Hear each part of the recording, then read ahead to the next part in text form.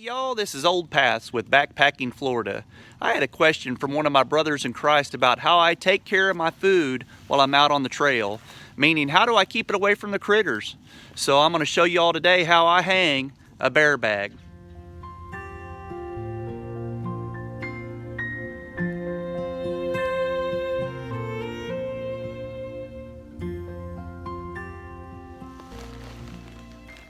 Alright y'all, so what I've done is I've taken my stuff sack from my sleeping bag and I've lined it with the contractor's trash bag, and that's to keep everything basically waterproofed up in there, and hopefully it'll seal out some of the odors as well, or seal them in so the critters won't smell them so much.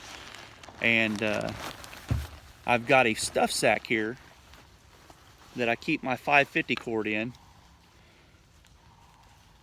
and that is paracord.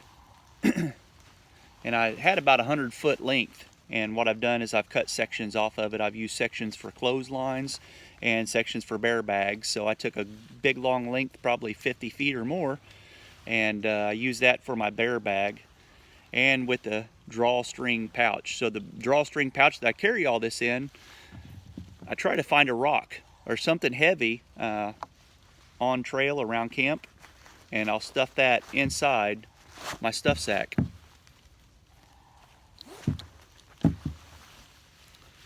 Alright y'all, what I do next, I take my 550 cord and at the end I tie a loop. So if you don't know how to tie one of these loops, it's really simple folks. You just take that line, you double it over. What you're going to do is loop it around itself. You're making a loop, and then you're going to take that loop back up through the middle, and you're just going to snug it so you've got a loop. Now I do that right at the end of the line. I'm going to use the one I already have, and I put a small carabiner on the line. And next what I'm going to do is I'm going to take the line from my drawstring pouch and I'm going to hook my carabiner through that. Now it's good and weighted. Alright folks, so now I'm standing on the end of my 550 cord that doesn't have the pouch attached to it. I've tied a loop into it. You could tie that off to your food bag, a picnic table, whatever you'd like to tie it off to, but I just stand on it so it doesn't go anywhere, and when I throw the pouch over the limb it doesn't take the whole cord with it. So now we're going to toss it over the limb. Now hopefully all y'all could see that, but I've thrown the cord up over the branch. And now what I'm going to do folks is I'm going to grab both pieces, what's going up over the limb and what's coming down. I'm going to grasp them. I'm going to pull on it. Pull on it just to make sure that it's sturdy enough that it's going to hold the bag. Make sure you don't stand underneath it while you're pulling on it. It'd be kind of stupid to pull down a Widowmaker on yourself. Now I'm undone the small drawstring pouch. I've still got the carabiner in the loop. I'm going to go ahead and put my stuff sack on the carabiner.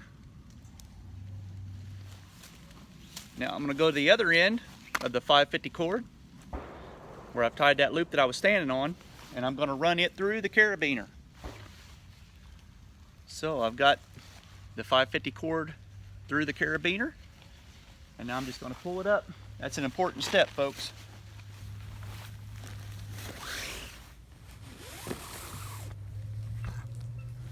So I'm hoisting the bear bag all the way to the top.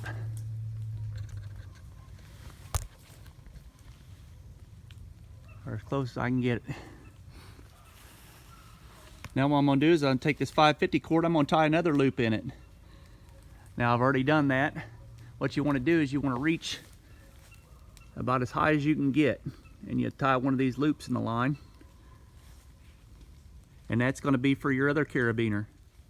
Alright, now I've got a large carabiner. This is larger than the first one, and the reason you use a larger one is because you want this large one to stop when it hits the small one and not to pull through it. So I've hooked that into the loop, and now I just slowly let the bag back down and it's going to catch. So you can see right there, it's probably a good 10 feet up above the ground, high enough that any critters will stay out of it. And your excess 550 cord you just leave hanging down there underneath it until the bears figure out how to pull the 550 cord. We're good. And it's just that easy, folks. Now when you're ready to bring your food bag back down the next morning, you just pull the line down, undo your large carabiner, take it out of the loop, and then slowly let your food bag down. Now you just undo this carabiner and you just pull the whole assembly right off over the tree branch. And then I pack mine away in my little drawstring pouch.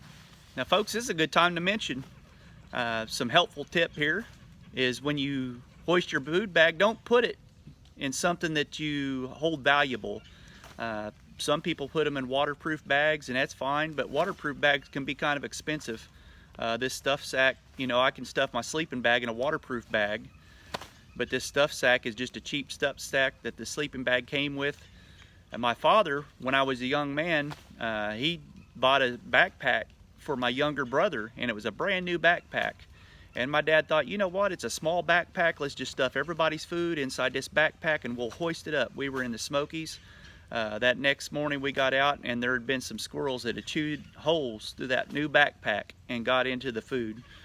They didn't go into the top, they just chewed right to the side. So hopefully that's a helpful tip to you folks, is don't hoist your food bag in expensive equipment. Find a cheap stuff sack or some sort of bag, put your food in there, and that works great. Now as an added bonus folks, let's talk about what you should put up in that bear bag. Not only all your food items, but make sure you're putting anything that's scented up in that food bag as well. For instance, my toothpaste. I put my toothpaste up in there. Now floss has a little bit of a scent, a mini scent. Make sure you put that up in there if you have some floss. Some candy.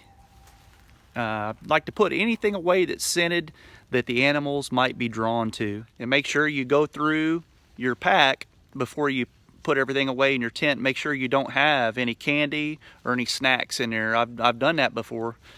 I put snacks in my side pouch that I can snack on throughout the day, and I forget they're in there. So make sure you check your pack really well to make sure there's no food in your pack, especially if you keep your pack in your tent, because the last thing you want to do is to wake up with a big old black bear laying beside you.